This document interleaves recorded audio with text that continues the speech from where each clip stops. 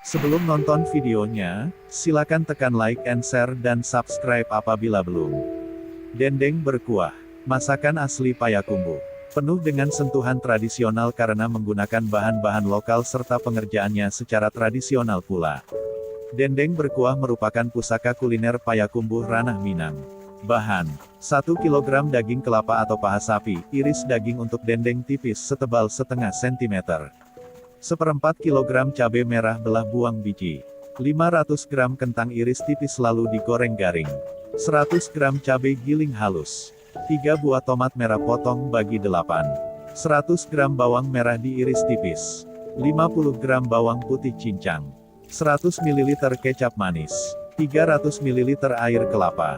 1 sendok makan ketumbar bubuk. Bumbu giling. 50 gram jahe. 50 gram lengkuas. 5 siung bawang putih. 3 lembar daun jeruk. 4 lembar daun salam. Cara membuat: rebus daging dengan bumbu giling dan daun-daunan, tambahkan ketumbar, garam, masak sampai daging empuk, air agak mengering. Kemudian goreng daging sampai kecoklatan. Tumis bawang merah dan bawang putih sampai harum. Masukkan cabai giling halus dan cabai merah yang dibuang biji, serta masukkan tomat merah, tumis sampai cabai masak, kemudian tambahkan air sisa rebusan daging, dan tambahkan setengah gelas air kelapa. Kecap manis, ketumbar, tambahkan garam, dan penyedap bila suka, masukkan daging, yang sudah digoreng. Masak sampai kuah mengental. Sebelum penyajian taburkan kentang goreng di atasnya. Selamat mencoba. Resep by Chef Henry Muhlis.